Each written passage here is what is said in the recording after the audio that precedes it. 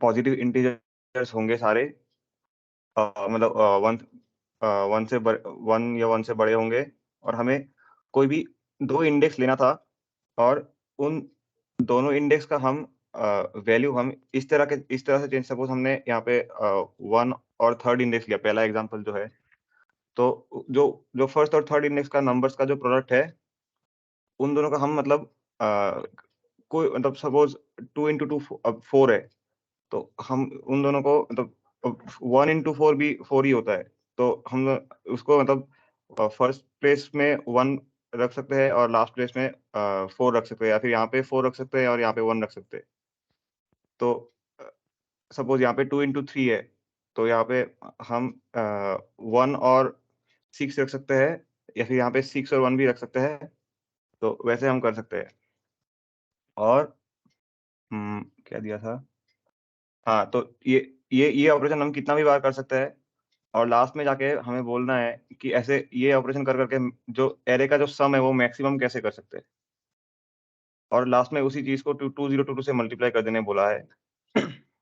तो यहाँ पे यहाँ पे बस एक ऑब्जर्वेशन देखा, मतलब किया था मैंने कि अ, जब भी कोई भी दो नंबर के प्रोडक्ट से वो करते हैं, मतलब दो नंबर कोई भी है, सपोज 4 और 5 है, तो 4 और 5 का जो प्रोडक्ट है, जो सपोज 20 है, तो हम उसको अगर मतलब जो भी 20 के जितने जितने भी फैक्टर्स है, उनमें हम ब्रेक ब्रेक करें, 4 और 5 है सपोज, फिर 2 और 10 है, फिर 20 और 1 है, वैसे बहुत सारे होंगे, बट ये जो 20 और 1 वाला जो कॉम्बिनेशन होगा, यही हमें सबसे बड़ा बड़ा सम देगा हमेशा। तो उसी लॉजिक को यूज करके पूरा एरे मतलब हमने वैसे ही ब्रेक कर लिया। बाकी सारा मतलब बाकी n-1 जगह पे हम 1 होगा, और कोई एक जगह पे जो प्रोडक्ट होगा पूरा एरे का वो होगा, और फिर पूरा एरे का हम लोग सम ले लेंगे। तो अ, क्या मैं कोड दिखा दूं भैया? हाँ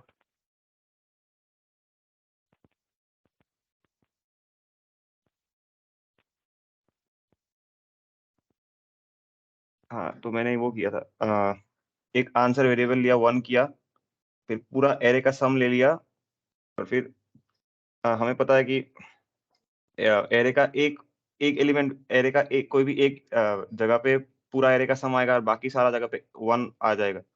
तो n-1 हम ऐड करेंगे इस प्रोडक्ट में, और हम उसे 2022 से मल्टीप्लाई कर देंगे, तो वही बेसिकली हमारा आंसर हो जाएगा। अ, और भैया आप अगर कुछ ऐड करना चाहे तो। हाँ, मतलब सिंपल प्रॉब्लम था, यही ऑब्जर्व करना था कि कोई भी प्रोडक्ट है, तो वो प्रोडक्ट के जो डिविजर प्रोडक्ट को अगर दो डिविजर्स में ब्रेक करेंगे तो डिविजर्स का सम मैक्सिमम कब आएगा, तो 1 इंटू द नंबर इटसेल्फ, इसी में मैक्सिमम आता है। क्योंकि ऐसा क्यों होता है, क्योंकि जब हम दूसरे नंबर्स ढूंढने जाते हैं तो वो नंबर्स 1 और सपोज 1 प्रोडक्ट n है, तो जो भी बाकी के डिविजर्स होंगे वो 1 और n के बीच में होंगे। तो इसके वजह से ही आई गेस वो जो फिर जो टोटल जो सम आता है वो टोटल सम डिक्रीज हो जाता है। हम्म, हम्म, क्योंकि क्या होगा कि एक जो जो स्मॉलर जो डिविजर है वो इंक्रीज होगा, और जो लार्जर डिविजर जो है वो डिक्रीज होगा। लेकिन जो डिक्रीज होने का रेट होता है वो इंक्रीज होने के रेट से ज्यादा होता है। जैसे 1 और 10 है, तो 1 इंटू 10 के बाद 2 इंटू 5 आता है। तो जो स्मॉलर डिविजर था वो तो एक से इंक्रीज हुआ, 1 से 2 हुआ, बट जो लार्जर डिविजर था, जो 10 था, वो हाफ हो गया, 5 हो गया। तो वो हम्म, डिक्रीज होने का रेट ज्यादा होता है, तो इसी वजह से 1 इंटू द नंबर इटसेल्फ, ये जो दो डिविजर्स है इनका सम मैक्सिमम होता है। तो ये सिंपल सा ऑब्जर्वेशन करना है। हम्म, Yeah, let's move on to the next problem. हाँ। तो इसमें दिया था कि हमारे पास एक n क्रॉस n का ग्रिड है, जिसमें हर ग्रिड का जो वैल्यू है वो आई इंटू जे का मतलब आई इंटू जे है। 1 इंडेक्स का जो वैल्यू होगा ए ऑफ 1,1 जो होगा वो 1 into 1 होगा। ए ऑफ 2 3 जो है वो 2 into 3 मतलब 6 होगा। ऐसे पूरा एक ग्रिड दिया हुआ है और अपन को 1,1 से n,n तक जाना है। बस एक कंस्ट्रेंट है कि बस हम लोग राइट और डाउन मूव कर सकते हैं। तो अ, अ, हाँ, और हमें बोलना है कि कौन सा पाथ से जा हाँ हाँ, और जब हम इस कोई भी एक पाथ से जाएंगे तो हमें जो नंबर्स मिलेंगे उनका हमें मतलब सम करता जाना पड़ेगा, और कौन सा पाथ से जाने से जो नंबर्स का जो सम आएगा वो मतलब मैक्सिमम आएगा, और उसी को फिर 2022 से मल्टीप्लाई भी करना पड़ेगा। हाँ, तो इसमें बस ये ऑब्जर्व किया था मैंने कि जो मतलब जो बीच से जो पाथ जाता है जिगजैग वाला, उससे जाने से जो सम है वो मैक्सिमम आता है। और फिर भैया एक ये मतलब दिखाऊं, विजुअलाइज कैसे इसको कराऊं? ना व्हाइट बोर्ड पे एक्सप्लेन कर सकते हो, ग्रिड बना के शो कर सकते हो कि क्यों जिगजैग वाला पाथ पे मैक्सिमम सम आएगा। हाँ भैया, एक सेकेंड।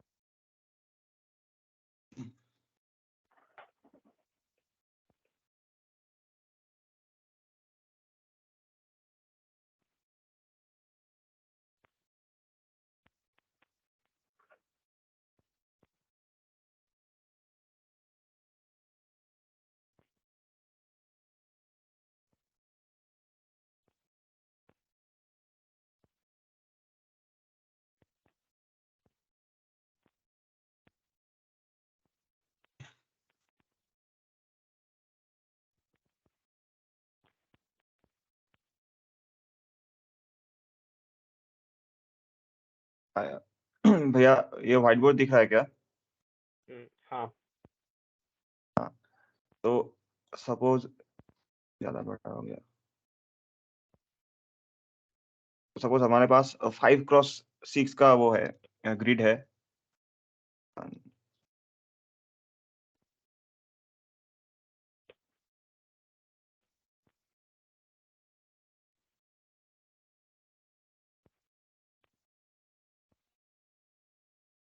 और यहाँ पे है सपोज 1। ये ऐसे ही होगा, मतलब ये आई और जे है, तो यहाँ पे ये 1,1 का वैल्यू होगा 1, और फिर 1 into 1, फिर ये 1 into 2, ये 1 into 3, ये 1 into 4 मतलब 4, 1 into 5 मतलब 5, फिर ये 2,1 मतलब 2, फिर 2,2 मतलब 4, फिर 6, फिर 8, फिर 10, यहाँ पे होगा 3, फिर 6, फिर 9, फिर 12, फिर 15, यहाँ पे होगा 4, फिर 8, फिर 12, 16, 20, फिर अच्छा भैया यहाँ पे n×n बोला था ना? हाँ हाँ ठीक है, तो 5 n क्रॉस क्रॉस n। हाँ, तो ये नहीं चाहिए हमें, 5×5 होगा। और 5, 10, 15, 20, 25। तो यहाँ पे हम लोग राइट और डाउन जाने से जितने भी पाथ मिलेंगे, हम ये ऑब्जर्व कर सकते हैं कि जो बीच वाला जो पाथ होगा ये वाला, मतलब ऐसे ऐसे ऐसे, फिर ऐसे, फिर ऐसे, फिर ऐसे, ऐसे जाने से हमारा जो सम है वो मैक्सिमम आएगा। ये हमेशा होगा। तो यही करना था बस, और हमें ये इसका सम निकालना था। तो यहाँ पे दो सम है, एक तो ये वाला जो डायगोनल एलिमेंट्स का सम है, वो ये सम ऑफ स्क्वायर्स है, 1+4+9+16+25। और ये जो दूसरा जो है, ये 2, 6, 12 और 20। 2 + 6 + 12 + 20 है। तो ये तो पता ही है, 1 + 4 + 9 + 16 + 20 ये सम ऑफ स्क्वायर्स है। सम ऑफ स्क्वायर्स का वैल्यू होता है वो n × n + 1 × 2n + 1/6। और ये भैया मैंने इसका सम मैंने गूगल में सर्च कर लिया था इसका फ़ॉर्मूला, क्योंकि ये मेरे को मतलब जल्दी बस फ़ॉर्मूला चाहिए था, तो इसलिए मैंने देख लिया। तो इसका मुझे मिला था मतलब वही n × n + 1 × n + 2 बाई 3 होता है। तो इसमें बट हमें एक चीज़ का ध्यान रखना है कि जब हम जाते हैं तो इसमें हमें n-1 तक का ही मतलब ये अगर 5 क्रॉस 5 का मैट्रिक्स है, तो हमें यहाँ पे मतलब ये n का वैल्यू यहाँ पे 4 होगा। 4 के लिए हमें ये सम चाहिए। तो हम यहाँ पे n का वैल्यू 4 रखेंगे, मतलब n-1 रखेंगे और इसका वैल्यू निकालेंगे। बट इसी में एक चीज़ का दिक्कत है कि ये जो मॉड्यूलर जो डिवीज़न है, मतलब अब भैया मैं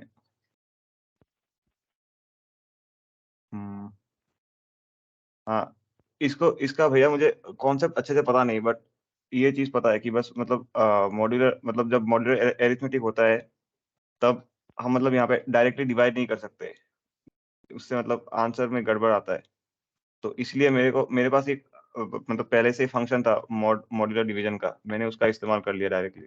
तो ये चीज़ पता है कि उसमें मॉड इनवर्स लेना पड़ता है, बट ये मतलब मुझे वो एग्ज़ैक्टली पता नहीं है अच्छे से, नंबर थ्योरी का बात। तो ये आप अगर समझा दे तो अच्छा होगा। हाँ, वो डायरेक्ट डिवाइड नहीं कर सकते, मॉड इनवर्स लेना पड़ता है। मॉड इनवर्स का मतलब कुछ नहीं हुआ, मॉड इनवर्स का मतलब हुआ जैसे X inverse under modulo M. इसका मतलब हुआ कि 1/x को कौन सा नंबर रिप्रेजेंट कर रहा है मॉड्यूलो एम में। मॉड्यूलो एम को ऐसे मान सकते हो कि मॉड्यूलो एम में जितनी भी नंबर्स हैं वो एक तरीके का उसको नंबर का एक सेट मान सकते हो, जिसमें सारे नंबर 0 से m-1 के बीच में। अब नंबर लाइन पे जितने भी नंबर्स है, जितने भी इंटीजर्स हैं, उन सारे इंटीजर्स को इस 0 से m-1 के सेट में किसी ना किसी नंबर से रिप्रेजेंट कर सकते हैं। तो वो बेसिकली उसका फिर रिप्रेजेंटेशन हमें बता देता है एक्स इनवर्स का। इसमें हमें रिप्रेजेंटेशन मिल जाता है मॉड्यूलो इनवर्स से। अब वो रिप्रेजेंटेशन जो है वो उसके लिए वो रिप्रेजेंटेशन जो है वो अब एक्सटेंडेड यूक्लिडियन एल्गोरिदम से पता लगा सकते हैं, या उससे सिंपल जो होता है फर्मेट थ्योरम, जो वो लिटिल थ्योरम जो है उसकी मदद से पता लगा सकते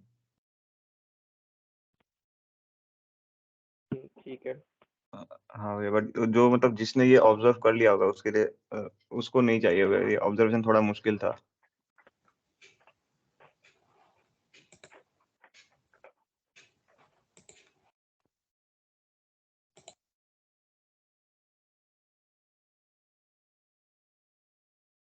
हाँ, तो इसका कोड दिखा दो। हाँ भैया, कोड तुम्हें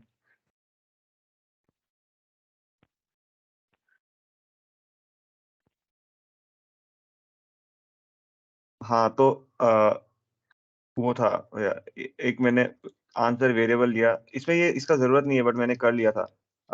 मतलब नॉर्मली भी हम मल्टीप्लाई कर सकते हैं मॉड लेके, और फिर ये मेरा मॉड डिफ का फंक्शन है, मॉड्यूलर डिवीजन का। इसमें मैंने आंसर मतलब एक तो आंसर को हमें 6 से डिवाइड करना है, तो आंसर दिया 6 दिया और मॉड दिया, और ये फंक्शन जो है वो ये वाला है। बट इसका मेरे को भैया एक्चुअली अच्छे से वर्किंग मतलब मेरे को ये ब्लैक बॉक्स के हिसाब से पता है, उतना अच्छे से वर्किंग नहीं पता। कोई नहीं, कोई नहीं।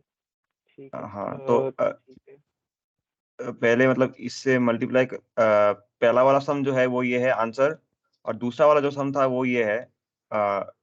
बोला था ना n × n, मतलब यहाँ पे दिखाया था ये n × n+1 × n+2/3 है। तो इसको हम n-1 से रिप्लेस करें तो ये n-1 × n+1/3 का मतलब n+1/3 से रिप्लेस हो जाएगा। तो वही किया है मैंने, n-1 को मल्टीप्लाई किया पहले, फिर n+1 से मल्टीप्लाई किया, फिर 3 से डिवाइड किया, और फिर दोनों मतलब वेरिएबल्स को प्लस करके 2022 से मल्टीप्लाई कर दिया। तो या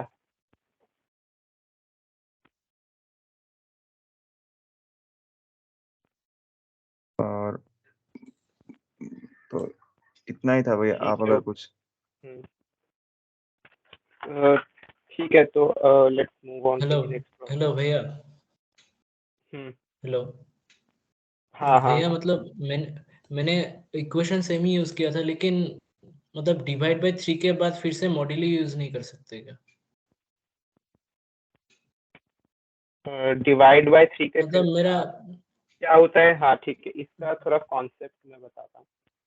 क्या होता है कि अगर जैसे अगर तुमको a into B modulo m पता लगाना है, ठीक है, तो हम कैसे पता लगाते हैं? a को मॉड्यूलो m किया, और मान लो कि a को मॉड्यूलो m किया इंटू b को मॉड्यूलो m किया, टोटल को मॉड्यूलो m कर दिया। ये मल्टीप्लाई के लिए भी ये सेम रूल होता है, प्लस के लिए भी ये सेम रूल होता है, ठीक है। सब्ट्रैक्शन के लिए थोड़ा सा डिफरेंट होता है, एक्स्ट्रा m ऐड करना पड़ता है, और डिवीजन के लिए हम लोग डायरेक्ट डिवाइड नहीं कर सकते। अब सोचो डायरेक्ट डिवाइड क्यों नहीं कर सकते?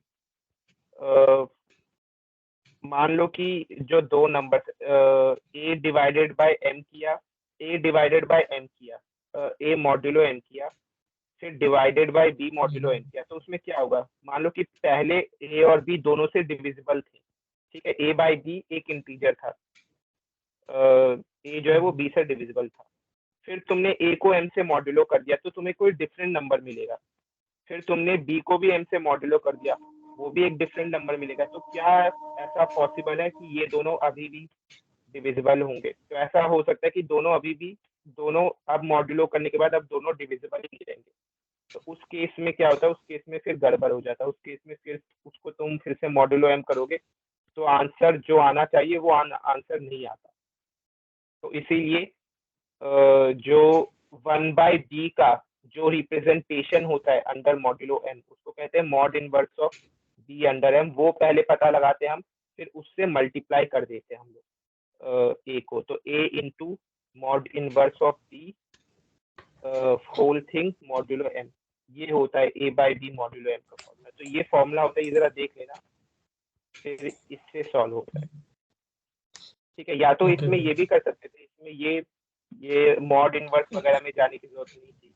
इसमें तुम पहले मल्टीप्लिकेशन वाले टर्म्स को मल्टीप्लाई करो, फिर जो डिवीजन में तुमको 6 से डिवाइड करना पड़ेगा, 3 से या मैक्सिमम 6 से डिवाइड करना पड़ेगा इस क्वेश्चन में। तो तुम 2022 को कर सकते हो उससे डिवाइड, क्योंकि 2022 is I think divisible by 6।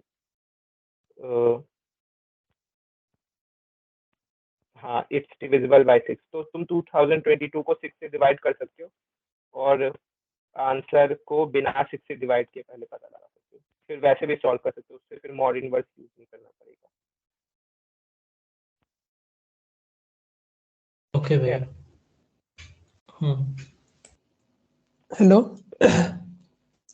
हम्म, भैया, एक डाउट था। वो ये सेम क्वेश्चन में स्क्रीन शेयर करो एक सेकंड के लिए। हाँ करो।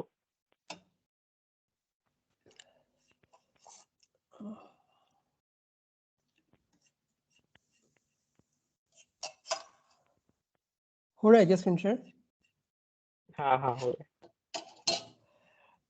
इसमें सबमिशन दिया था, पहले में जस्ट मल्टीप्लिकेशन एक ही लाइन में किया था। हाँ इधर जैसे n into N plus one modulo mod multiplied by ये मॉड्यूलो मॉड, बाद में होल मॉड्यूलो मॉड इसमें किया था, और सेफ्टी के लिए अनसाइन लॉन्ग लॉन्ग ले लिया था। इसमें मेरा रॉन्ग आंसर दिया, लेकिन जब सेम चीज को अलग अलग से किया देन वो करेक्ट दिया, बट समझ में नहीं आया क्यों। सेम चीज को इधर अलग से किया, बाद में जाके मल्टीप्लाई किया। है। हाँ, ये मॉड्यूलो के साथ बहुत केयरफुल रहना रहता है। दिखाओ, जिसमें रॉन्ग आंसर दे रहा था वो दिखाना पहले। हाँ दिखा दो ये वाला।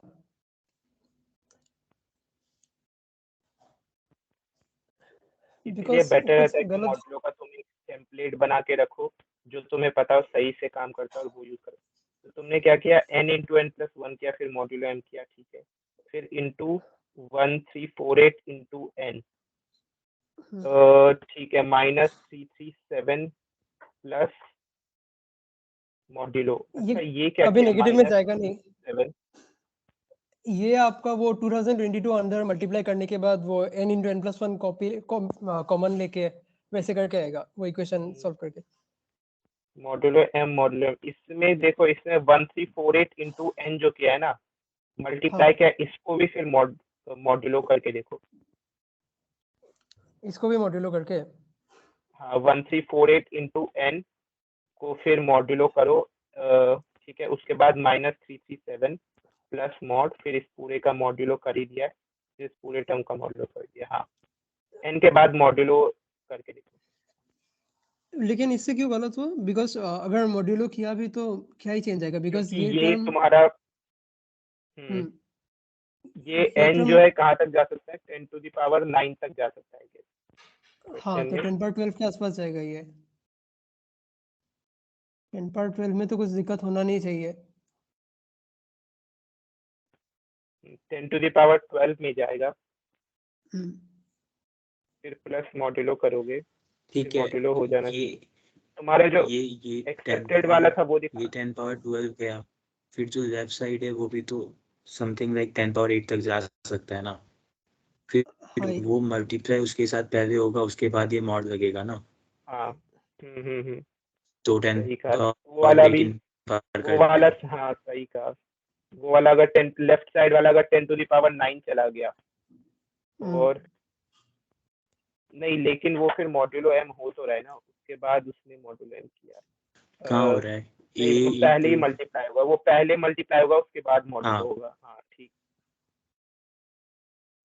मतलब पहले ये देखो क्या वाला हो रहा है, मॉड्यूलो नहीं काम करेगा क्या? देखो क्या हो रहा है, 1348 इंटू n किया, -337 प्लस मॉड किया, ये कहाँ तक जा सकता है? ये 10 टू द पावर 12 तक जा सकता है। हाँ सही। ठीक है, तो बाद अब में इसका मॉड्यूलो मल्टीप्लाई देखो, मल्टीप्लाई उसके लेफ्ट साइड में मल्टीप्लाई है ना, तो वो पहले हाँ लेफ्ट साइड के मल्टीप्लाई वाले टर्म में हो जाएगा, क्योंकि ये लेफ्ट टू राइट जाता है ना ऑपरेटर। मॉड्यूलो ऑपरेटर और मल्टीप्लाई ऑपरेटर का सेम वो रहता है, प्रेसिडेंस रहता है, तो जो लेफ्ट टू राइट ऑपरेट होता है। तो पहले जो भी n into N plus one modulo mod का जो भी रिजल्ट होगा वो मल्टीप्लाई हो जाएगा, ये जो 1348 into n minus 337 plus mod है, इसके रिजल्ट से मल्टीप्लाई होगा, उसके बाद जो मॉड्यूलो मॉड लिखा हुआ है उससे मॉड होगा। तो ये जब रिजल्ट जो इंटरमीडिएट का वो तुम्हारा 10 टू द पावर 18 से ज्यादा हो सकता है। मतलब बेसिकली अगर इस वाले के अंदर और एक ब्रैकेट दे देता देन हो जाना चाहिए था हाँ इसके अक्रॉस। ये जो, हाँ इसके अंदर एक और, हाँ इसके बाहर एक और ब्रैकेट थी, तब हो जाना चाहिए। अच्छा ठीक है भैया, समझ गया।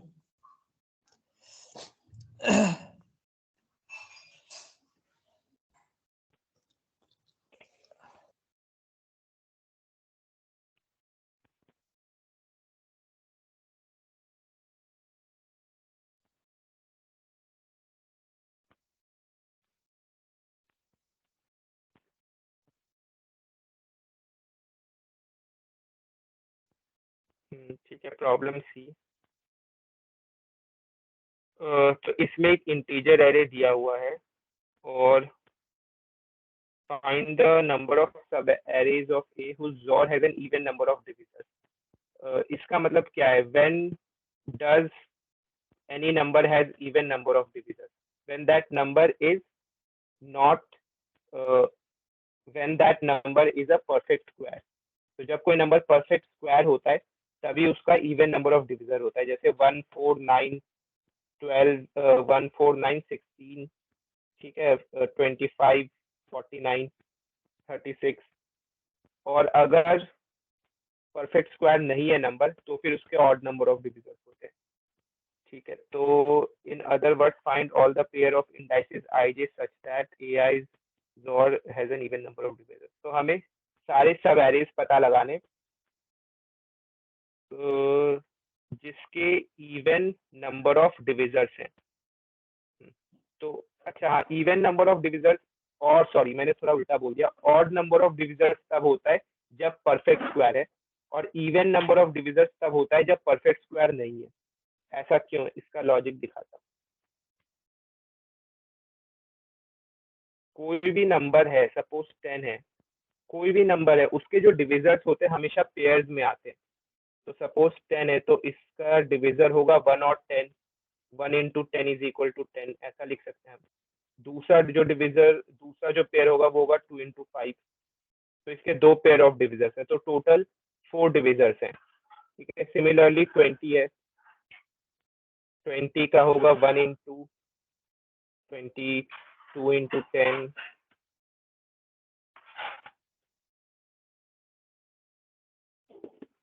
4 into 5। लेकिन अगर वो नंबर एक परफेक्ट स्क्वायर है, सपोज 16, तो क्या होगा, जो तुम्हें लास्ट पेयर ऑफ डिविजर्स मिलेगा वो इक्वल होगा 2 into 8, उसके बाद 4 into 4। अब क्योंकि ये परफेक्ट स्क्वायर है, इसलिए इसका जो लास्ट पेयर ऑफ डिविजर है उसमें इक्वल डिविजर्स है, तो इसमें जो टोटल नंबर ऑफ डिविजर्स है वो ऑड हो गया। तो अगर परफेक्ट स्क्वायर है तो ऑड नंबर ऑफ डिविजर्स, अगर परफेक्ट स्क्वायर नहीं है तो इवन नंबर ऑफ डिविजर्स। तो हमें वो सारे सब एरेज पता लगाने जिसमें इवन नंबर ऑफ डिविजर्स है, यानी कि जिनका जॉर, जिस सब एरे का जॉर जो है वो परफेक्ट स्क्वायर नहीं है। तो इसको ऐसे सॉल्व कर सकते हैं, पहले टोटल नंबर ऑफ सब एरेज कितने होंगे, n into n plus 1। ठीक है, अब इसमें से वो सब एरेज सब्ट्रैक्ट कर देंगे जिसमें ऑड नंबर ऑफ डिविजर्स, यानी कि वो सारे सब एरेज सब्ट्रैक्ट करेंगे जिसका जो जॉर है वो एक परफेक्ट स्क्वायर है। ठीक है, यानी कि जिसका जॉर, अब यहाँ पे बोला गया कि 0 को भी हम ऑड नंबर ऑफ डिविजर्स 0 के कंसिडर कर सकते हैं। ठीक है, तो यानी कि पहले हम n into n plus 1 लेंगे आंसर को, फिर आंसर में से फिर काउंट करेंगे कि कितने सब एरेज है जिसका जॉर 0 है, 1 है, 4 है, 9 है, 16 है, परफेक्ट स्क्वायर है। ऐसे कितने सब एरेज है जिनका जॉर परफेक्ट स्क्वायर है, उसको फिर n into n plus 1 से सब्ट्रैक्ट करेंगे, तो हमें हमारा फाइनल आंसर मिल जाएगा। ठीक है, अब जरा सोचो कितने परफेक्ट स्क्वायर हो सकते हैं। n की जो वैल्यू है वो 2 into 10 to the power 5 तक है, और ai भी लेस देन n दिया हुआ है, तो कितने परफेक्ट स्क्वायर हो सकते हैं। परफेक्ट स्क्वायर रूट n तक ही हो सकता है। ठीक है, इसमें अगर देखोगे रफली रूट n तक जा सकता है, क्योंकि इसमें ai जो है वो लेस देन n दिया गया है। ठीक है, n यहाँ पे 2 into 10 to the power 5 तक दिया हुआ है। जब भी हम नंबर्स को जॉर करते हैं तो जॉर करेंगे, n यहाँ पे एक परफेक्ट वो नहीं दिया, n जो है वो 2 का पावर नहीं दिया गया। सपोज अगर n 2 का पावर होता, तो जब भी हम ai को जॉर करते हैं, किसी भी सब एरे का जॉर लिखते थे, तो वो जो जॉर की जो वैल्यू है वो n से कम रहता अगर n 2 का पावर होता तो। लेकिन n यहाँ पे 2 का पावर नहीं है, तो n का जो नेक्स्ट 2 का जो पावर होगा उससे हमेशा कम होगा किसी भी सब एरे का जॉर करोगे तो वो वैल्यू। तो एक एग्जांपल लेके बताता हूँ, जैसे ये ले लो 312 है, यहाँ पे n 3 है,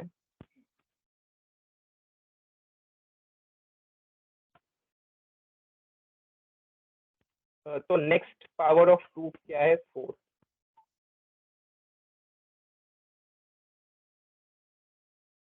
array is 312,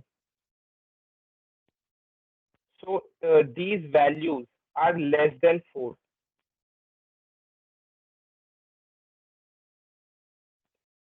So if you'll take XOR of any of these values, it will also be less than 4.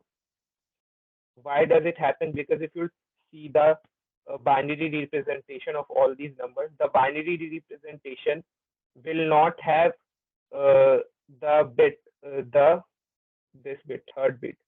So 3 is 1 1.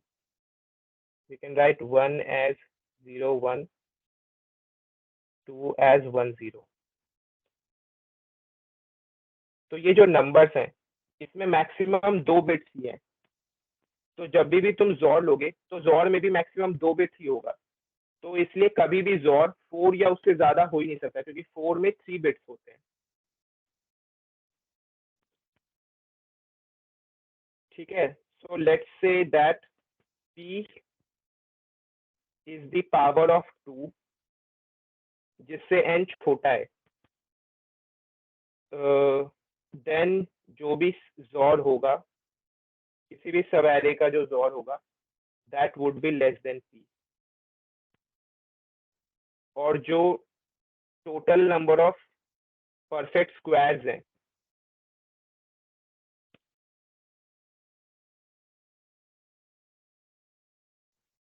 Perfect squares जो हैं, नंबर ऑफ परफेक्ट स्क्वायर्स जो हैं, that would be less than root p, let's say less than equal to root p, ऐसा कुछ होगा। ठीक है, तो ठीक है, तो हम क्या कर सकते हैं, हर एक परफेक्ट स्क्वायर में आइटरेट कर सकते हैं, क्योंकि परफेक्ट स्क्वायर अब लेस देन रूट p है, इसको हम बोल सकते हैं लेस देन रूट n, रफली less than big O root n, ऐसा बोल सकते हैं हम। कितने परफेक्ट स्क्वायर्स होंगे, number of perfect squares, so number of perfect squares is around big O root n। तो सारे परफेक्ट स्क्वायर्स पे आइटरेट कर सकते हैं और पता लगाने की कोशिश कर सकते हैं कितने ऐसे सब एरे हैं जिनका जॉर उस परफेक्ट स्क्वायर के बराबर है। वो अगर हम किसी तरीके से बिग O n में पता लगा लें, तो हमारे पास n रूट n का सॉल्यूशन होगा, which is sufficient to pass all the test cases. तो अब हमें ये फिगर आउट करना है कि हमारे पास एरे है, हमारे पास एक वैल्यू है, हमें पता लगाना है कि एरे में कितने सब एरेज हैं जिनका जॉर उस वैल्यू के बराबर है। ये चीज हमें बिग O n में फिगर आउट करनी है। अगर इस चीज को हमने कर दिया तो n रूट n का सॉल्यूशन हमें मिल जाएगा। ठीक है, अब ये कैसे किया जाए, तो इसके लिए गीक्स फॉर गीक्स पे एक आर्टिकल है, ये पढ़ सकते हो। इसमें एक्सप्लेन किया गया है काउंट द नंबर ऑफ सब arrays having a given jaw, और इसमें एक्सप्लेन किया गया है big O n approach. Big O n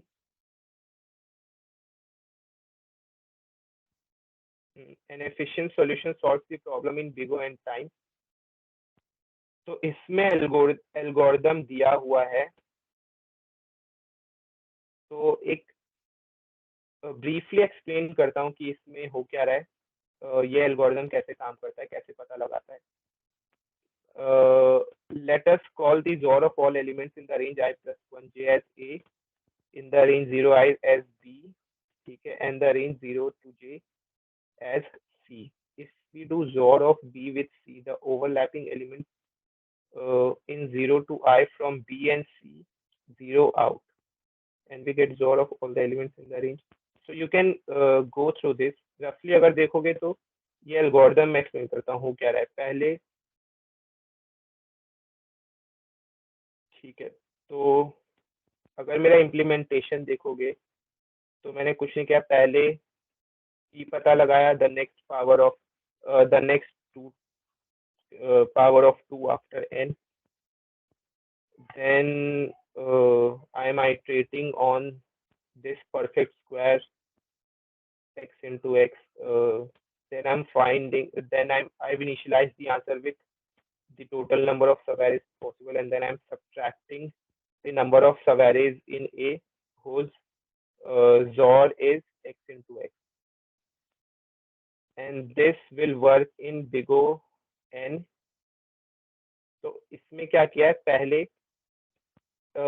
ये पहले एक वेक्टर लिया XOR, ये XOR क्या है, कुछ नहीं है, प्रीफिक्स XOR है एरे A का। ठीक है, तो इस तो XOR में प्रीफिक्स XOR लिया एरे A का, XOR I is equal to XOR I minus 1 XOR AI। ठीक है, तो ये 0 से I तक का XOR बता देगा एरे A में।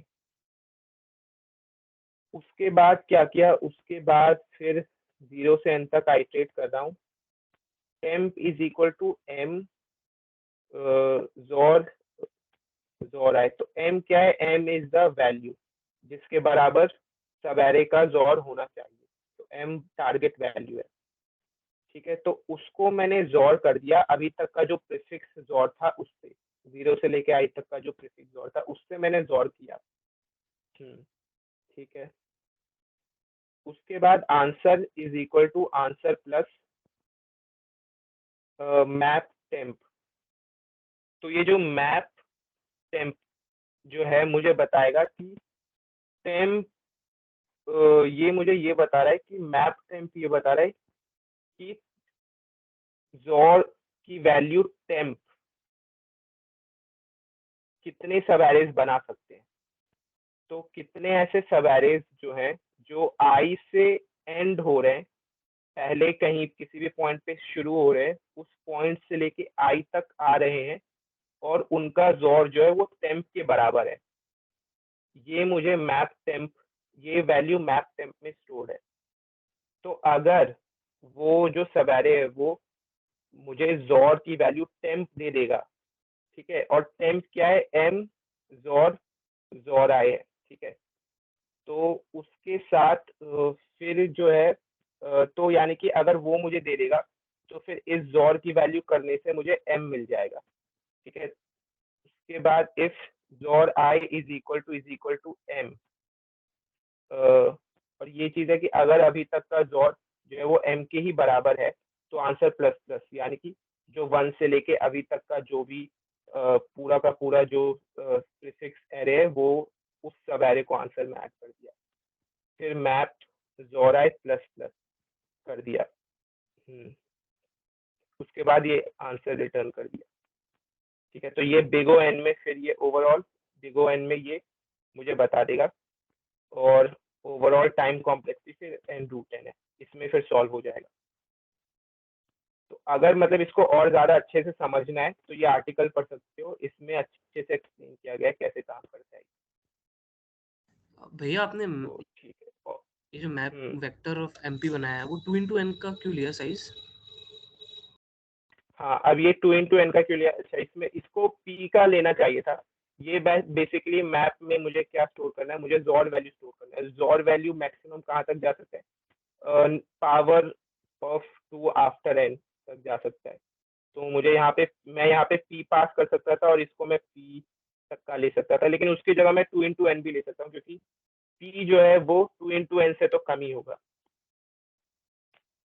इतना तो मैं श्योर हूँ कि 2x n से p कम ही होगा, तो मैं 2x n भी ले सकता हूँ। तो सिंपली मैंने 2x n ले लिया, ठीक है, नहीं तो इसको मैं p ले सकता था, तो वो एक ही बात है। p लेता तो थोड़ा सा ज्यादा ऑप्टिमाइज होता, ठीक है। वो 2x n क्यों काम किया, क्योंकि p जो है जो नेक्स्ट पावर, जैसे सपोज 6 है तुम्हारे पास, 6 के बाद नेक्स्ट पावर ऑफ 2 क्या है, 8 है ना। तो लेकिन 8 जो है वो 2x n यानी कि 2 × 6 12 से तो कम ही रहेगा। तो तुम 12 से कम रहेगा, तो इसीलिए मैप को 12 से भी इनिशियलाइज कर सकते हैं। बस आगे की जो वैल्यूज है वो कभी यूज नहीं होंगी, वो थोड़ी एक्स्ट्रा वैल्यूज है। लेकिन ठीक है, सिंपली अगर तुम्हें सिंपल तरीके से इम्प्लीमेंट करना है तो 2x n, ठीक है। अच्छा, तो सी में अब क्या कोई है जिसने इसको थोड़ा डिफरेंट तरीके से सॉल्व किया हो? भैया इसमें एक किसी अलग इश्यू अप्रोच था से? कि मैं देख रहा था फ्रेंड का सॉल्यूशन, उसने अनऑर्डर्ड मैप से करा था वेक्टर के जगह, तो टेली आ रहा था उसका टेस्ट केस 5 में। हाँ, अब ये है कि मैंने भी पहले अनऑर्डर्ड मैप से ही, क्योंकि GFG पे जो सॉल्यूशन तुम देखोगे उसमें अनऑर्डर्ड मैप यूज किया है, ठीक है। तो देखो, अब इसमें ना छोटे मोटे तुम्हें वो करने पड़ेंगे, ऑप्टिमाइजेशन करने पड़ेंगे, तब जाके ये n√n थोड़ा ज्यादा टाइम कॉम्प्लेक्सिटी तो हो जाता है। Usually n log n time complexity चाहिए होता है, n√n काफी वो हो जाता है, एज पे आ जाता है। तो उसमें फिर हमें छोटे मोटे ऑप्टिमाइजेशन करने होते हैं। तो इसमें देखोगे कि मैं यूजुअली LL को लॉन्ग लेता हूँ, लेकिन मैंने यहाँ पे लॉन्ग की जगह इंट लिया, ठीक है। तो सारे वेरिएबल्स को लॉन्ग की जगह इंट से मैंने रिप्लेस कर दिया, और बस उन्हीं वेरिएबल्स को लॉन्ग ले रहा हूँ जिसको एक्चुअली लॉन्ग होने की जरूरत है। जैसे आंसर को लॉन्ग मैंने ले लिया, n को लॉन्ग ले लिया ताकि n × n+1 ओवरफ्लो ना करे, ठीक है। यहाँ पे फिर आंसर को लॉन्ग ले लिया। तो ये बस जिसको लॉन्ग की जरूरत है उस वेरिएबल को लॉन्ग दिया, बाकी सबको इंटीजर्स दिया। तो ये थोड़ा सा ऑप्टिमाइजेशन है। और दूसरा ऑप्टिमाइजेशन है कि हाँ, यहाँ पे अनऑर्डर्ड मैप को हटा के वेक्टर ले जाए। ऐसा क्यों किया, क्योंकि अनऑर्डर्ड मैप जो है उसका average time complexity big O 1 होता है, बट कुछ ऐसे वर्स्ट केस हैं जिसमें वो बिगो एन तक उसका वर्स्ट केस टाइम कॉम्प्लेक्सिटी जा सकता है। तो इसीलिए अनऑर्डर्ड मैप को ऐसे तो नॉर्मली तो काम कर जाता है, बट उससे कभी कभी टीएलई दे सकता है, तो उस केस में फिर अवॉइड करना चाहिए अनऑर्डर्ड। वही ठीक है, और केसेस यहाँ में पे देगा अनऑर्डर्ड जहाँ मैप की जगह अगर तुम अनऑर्डर्ड फिर मैप मैप यूज टीएलई करोगे। देगा और मैप टीएलई नहीं देगा। उसका एक तुम गूगल सर्च करना unordered map TLE code forces, तो नील का एक अच्छा वीडियो मिलेगा। तो वो बोलता है कि अगर अनऑर्डर्ड मैप यूज़ कर रहे तो उसके साथ एक कस्टम हैश फंक्शन यूज़ करो, तब टीएलई नहीं देगा एंड कॉलिजन होने का चांसेस बहुत कम जाएगा। अब लेकिन अगर तुम इधर अनऑर्डर्ड मैप की जगह मैप यूज करते लेट्स से, तो टाइम कॉम्प्लेक्सिटी और ज्यादा चला जाता, तब time complexity N root N log N ऐसे चला जाता है, क्योंकि यहाँ पे नहीं, मैप लेने से फिर एक हम लॉग जनरल एन का बोल रहे हैं फैक्टर कि आ जाता उसमें अनऑर्डर्ड मैप में कभी कभी मैप यूज़ करने से ज़्यादा फायदा होता है। अनऑर्डर्ड मैप टीएलई देता है, नॉर्मल मैप है। टीएलई हाँ नहीं हाँ देता हाँ, है। वो है, वो उसके ब्लॉग वो में है। भी लिखा हुआ है। वो जनरल हाँ केस हम बट बता रहे हैं, इस प्रॉब्लम का नहीं आइडिया मेरे इस को, हम स्पेसिफिक जनरल प्रॉब्लम बता रहे में हैं। फिर तुम्हें वेक्टर यूज करना पड़ेगा।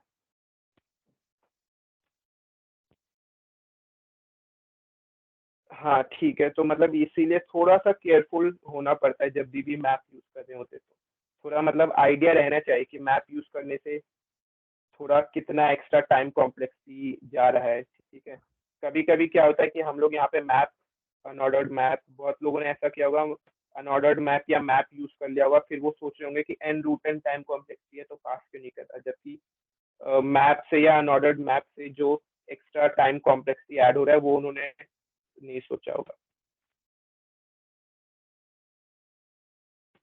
तो ठीक है, अब इसको मुझे लगता है कि हो सकता है कि कोई और इसका डिफरेंट अप्रोच इसको सॉल्व करने से, तो कोई है जिसने इसको अलग तरीके से सॉल्व किया हो,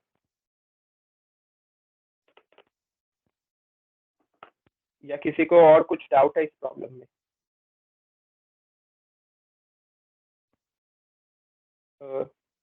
ठीक है, नहीं तो फिर नेक्स्ट प्रॉब्लम पे फिर मूव करते हैं।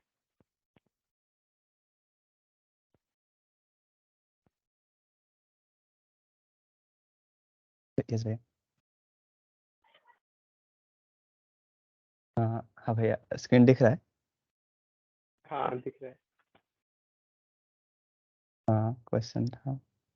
हाँ, क्वेश्चन में दिया हुआ है, हमारे पास एक ग्रिड है। क्या इसको कैसे हटाते हैं?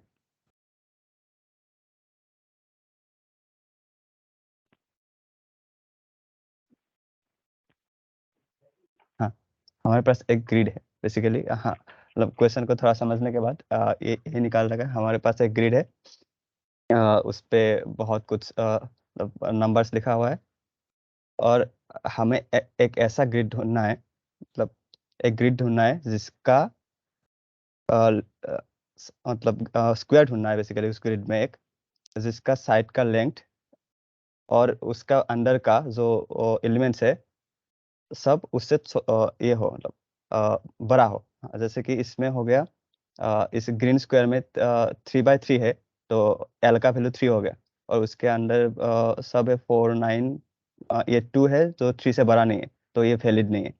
तो हमें ऐसा चाहिए जिसका जिस स्क्वायर का अंदर का सब वैल्यूज उसके लेंथ से बड़ा हो, एंड वो भी उसमें भी हमें उस लेंथ को मैक्सिमाइज करना है। तो हाँ, तो क्वेश्चन था ये।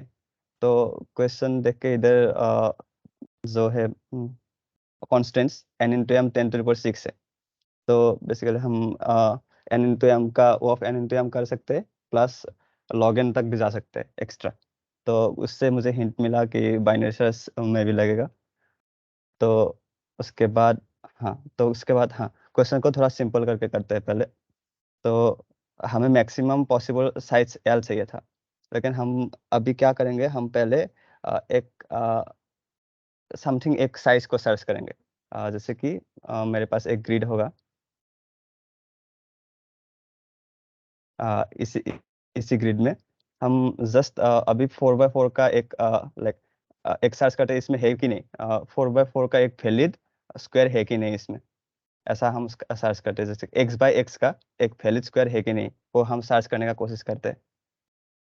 तो हाँ, तो इसमें क्या करूँगा मैं, एक ये 3/3 का एक दिया हुआ है, अब मैं इसमें 2/2 का एक वैलिड है कि नहीं तो चेक करूँगा। तो मैं पहले क्या करूँगा, हर एक एलिमेंट को देखूँगा। जैसे कि ये मेरा हो गया गिवन एरे, ये होगा गिवन, नहीं लिख सकता गिवन, और ये हो गया मैं एक नया एरे लूँगा डीपी एरे, तो उस वो एरे। तो मैं पहला एलिमेंट देखूँगा तो ये 2 से बड़ा है कि नहीं, तो ये 2 से बड़ा है, 2 से बड़ा मतलब 2 से बड़ा और इक्वल है, तो इसमें मैं 1 डालूंगा। तो मुझे एक साइज का एक स्क्वायर तो मिल गया, मतलब ये तो एक स्क्वायर हो गया, लेकिन ये वैलिड नहीं है क्योंकि इसका साइज 2/2 नहीं है। मुझे 2/2 का चाहिए और उसके अंदर का सब वैल्यूज 2 से एटलीस्ट 2 चाहिए। तो बेसिकली 1 का तो मिल गया, तो 1 का भी मिल गया, देन मैं इस पे जाऊंगा। तो अभी देखूंगा मैं मुझे यहाँ पे एक स्क्वायर मिल रहा है क्या। यहाँ पे तो ये तो स्क्वायर ही नहीं बनेगा, ये एक स्क्वायर बनेगा, लेकिन ये 2/2 से बड़ा नहीं है, तो ये इस पे 0 होगा, ये वैलिड नहीं है, वैलिड नहीं पूरा कुछ भी नहीं है। एंड बाकी तो उससे बना नहीं सकते, इतना ऊपर तो नहीं जा सकते। मैं बस अभी मैं क्या क्या देखूंगा उसके, ये एक एलिमेंट होगा जैसे कि 4 है, इसका आगे वाला देखूंगा, ये वाला देखूंगा और ये वाला देखूंगा। तो मैं 3 पे आया, 3 पे आया, 3 तो एक वैलिड हो गया, तो यहाँ पे 3 एक वैलिड है, लेकिन तो ये 0 था, तो इससे और तो ऊपर बन नहीं सकता, तो ये नहीं देखूँ। के बाद मैं 4 पे आऊँगा, तो 4 भी एक वैलिड है, तो मतलब एक साइज का स्क्वायर तो बन सकता है 4। अब इस 4 पे आऊँगा मैं, इस 4 पहले देखूंगा मैं, ये यहाँ पे है ये पोजिशन, ये तो वैलिड है, ये वैलिड है, ये वाला वैलिड है, लेकिन यहाँ पे जो है ना ये है ये वाला स्क्वायर देखूंगा, ये वाला स्क्वायर भी, ये भी एक स्क्वायर है ना, तो इसका देखूंगा, ये 2 वैलिड है, 1 वैलिड नहीं है, 4 वैलिड है, लेकिन ये टोटल करने से तो वैलिड नहीं होगा क्योंकि 1 वैलिड नहीं है, तो बेसिकली मैं इधर मुझे 1 ही लिखना पड़ेगा क्योंकि यहाँ पे 1 साइज का ही पॉसिबल है, 2 साइज का अभी तक पॉसिबल नहीं हुआ है मेरा। देन मैं यहाँ पे 4 पे आऊँगा, तो 4 पे आते टाइम फिर से देखूंगा मैं ये वाला स्क्वायर, तो यहाँ पे देखूंगा, तो यहाँ पे ये 3 वैलिड है, 4 वैलिड है, लेकिन यहाँ पे भी 1 वैलिड नहीं है, लेकिन 4 तो अकेला भी वैलिड है, तो 1 साइज का तो एक मिल जाएगा। तो उसके बाद 7 पे आऊँगा, 7 के भी अकेला 8, हाँ अभी 8 पे आऊँगा। 8 देखिए, ये भी वैलिड है, ये भी वैलिड है, ये भी वैलिड है, तो ये पूरा स्क्वायर मेरा वैलिड हो गया ना, तो ये हो गया इसमें अभी मुझे एक 2 साइज का मिल गया। और यहाँ पे भी आऊँगा, यहाँ पे ऐसे आऊँगा, मुझे यहाँ पे 1 साइज का यहाँ पे 1 साइज का मिल रहा था, यहाँ पे 1 साइज का मिल रहा था, लेकिन यहाँ पे 2 साइज का मिल रहा था। तो मैं ऐसे देखूंगा तो ये तो पूरा तो वैलिड नहीं है क्योंकि यहाँ पे 1 है, तो बस इधर भी 2 ही होगा। ये यहाँ पे यहाँ से 1 आएगा, यहाँ से 1 और यहाँ से भी 1 ही आएगा, तो मुझे यहाँ पे बस 2 साइज का एक मिल गया, तो ये यहाँ पे मुझे मैक्सिमम मिला 2 साइज का एक मिल गया मुझे, मैक्सिमम 2 साइज का, लेकिन 3 साइज का नहीं मिलेगा क्योंकि ये यहाँ पे 1 है। तो बेसिकली मुझे ऐसा ही करना है कोड में भी। अ, तो मैं क्या कर रहा हूँ इधर, हाँ मैं बस इटरेट कर रहा हूँ हर एक पे और देख रहा हूँ कि मुझे अभी तक मैक्सिमम कितना मिला है। जैसे यहाँ पे 101 मिनिमम कितना मिला है, 101 मिला है, यहाँ पे 101, ये यहाँ पे कितना होगा अभी, इन तीनों का मिनिमम +1। अगर ये वैलिड खुद में अगर वैलिड हुआ तो, जैसे कि ये 4 वैलिड है, मतलब जैसे कि 2 से बड़ा है 4 इज ग्रेटर देन 2, बट ये 0 के वजह से ये पॉसिबल नहीं हुआ पूरा वाला, तो ये तो सिर्फ 1 साइज का भी इधर में बना पाए। तो बेसिकली मैं इन तीनों का मिनिमम लूंगा और इस पे एक प्लस कर दूंगा, इन तीनों का मिनिमम लूंगा, इसके प्लस कर दूंगा, इन तीनों का मिनिमम 1 था +1, ऐसे 3/3 का भी ऐसे ही हो जाएगा। जैसे कि मुझे कुछ मिल जाएगा सर।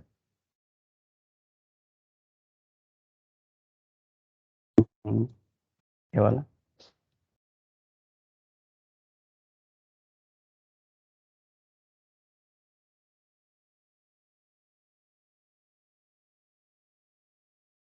हाँ ये वाला ऐसा। इसमें भी मतलब पहले देखूंगा ये वाला इन तीनों का मिनिमम क्या है, 0।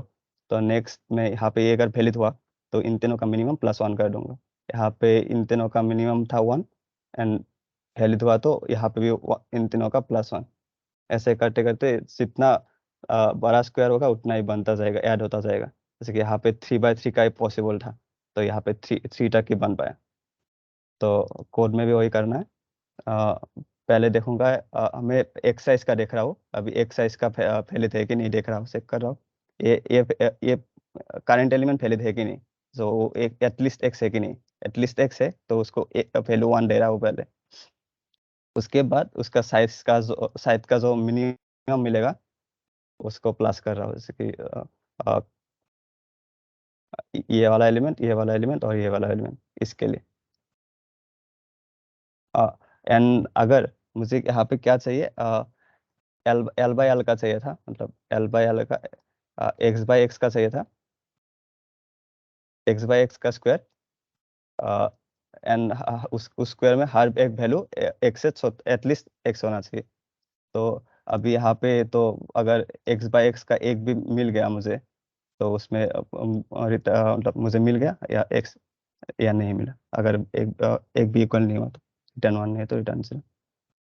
तो उसके बाद हाँ, तो ये तो मुझे पता चल गया मुझे एक्स बाई एक्स साइज का, मतलब एक साइज का मिल गया कि मिला कि नहीं।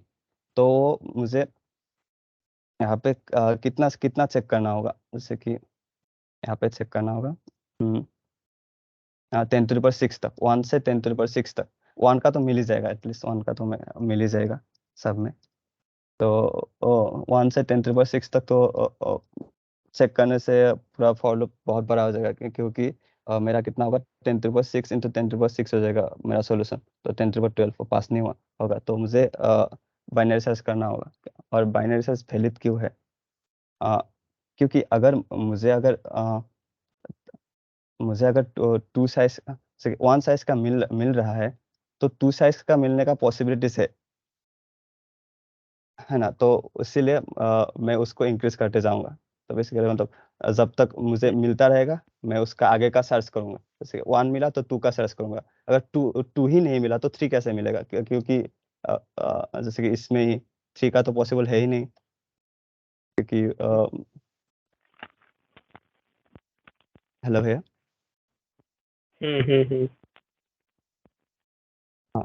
देन वही क्या L1 लिया और 10⁻7 सेफ्टी के लिए 10⁻6 + 1 भी ले सकते हैं। देन मिडिल एलिमेंट लिया, उसको वो वैलिड है कि नहीं चेक किया, वैलिड है तो उसको इंक्रीज किया, और वैलिड नहीं है तो मतलब उसको डिक्रीज करने का कोशिश, डिक्रीज करके ट्राई किया। उतना ही था भाई। सही है, अच्छा था। ठीक है, मतलब इसमें मैं थोड़ा डिफरेंट तरीके से मैं बाइनरी सर्च सोचा था, इसीलिए मैं थोड़ा एक्स्ट्रा ज़्यादा टाइम को जा रहा था। ठीक है, इसमें मतलब देखा जाए तो इसको ऐसे इंट्यूटिवली पहले सोचा जा सकता है। पहले ऐसा सोचा जा सकता है कि इसमें हमें मैक्सिमम एल पता लगाना है। तो पहले तो जब भी कोई भी मैक्सिमम या मिनिमम पता लगाने का प्रॉब्लम होता है तो ज़्यादातर केसेस में या तो ग्रीडी लग रहा होता है, या तो डीपी लग रहा होता है, या तो बाइनरी सर्च लग रहा होता है। इसमें मतलब दोनों था, इसमें डीपी भी था, बाइनरी सर्च भी था। पहले तो इसको ऐसा देखा जा सकता है कि एल जो है एल के ऊपर ये मोनोटोनिक इसका सॉल्यूशन होगा, यानी कि इंक्रीजिंग सॉल्यूशन होगा। अगर छोटे एल के लिए पॉसिबल है तो बड़े एल के लिए भी पॉसिबल, अगर सॉरी बड़े एल के लिए पॉसिबल है तो उसके छोटे एल के लिए भी पॉसिबल होगा ही होगा। पहले तो ऐसा सोचा जा सकता है, तो मोनोटोनिक है वो पता चल जाएगा। उसके बाद फिर ये देखा जा सकता है कि अगर मुझे बस किसी एक स्पेसिफिक एल के लिए पता लगाना है, मुझे मिनिमम एल या मैक्सिमम एल वो नहीं पता लगाना, बस मुझे ये पता लगाना है कि एल अगर 10 है तो क्या एल इज इक्वल टू 10 के लिए क्या कोई ऐसा सबग्रिड है जिसमें सारे वैल्यूज 10 या उससे ज़्यादा हों। क्या इस चीज को मैं big O n into M में सॉल्व कर सकता हूँ? तो पहले ये सोच सकते हैं, फिर इसका देख सकते हैं कि हाँ ये अगर ऐसा डीपी यूज करे तो हाँ इसको सॉल्व किया जा सकता है। तो फिर उसके बाद फिर मोनोटॉनिक है और big O n into M में किसी एक स्पेसिफिक एल के लिए सॉल्व कर सकते हैं, तो बस big O n into M into log of जो भी मैक्सिमम वैल्यू था 1 इंटू 6 उसका सोल्यूशन बन जाता है। ठीक है, तो और कोई है जिसने इसको थोड़ा डिफरेंट तरीके से सॉल्व किया हो, सेगमेंट ट्री वगैरह कुछ यूज किया हो या कुछ और अप्रोच लगाया हो? क्योंकि इसमें मुझे लगता है इसमें और भी अप्रोच है, इसमें और भी पॉसिबल अप्रोच हो सकते हैं।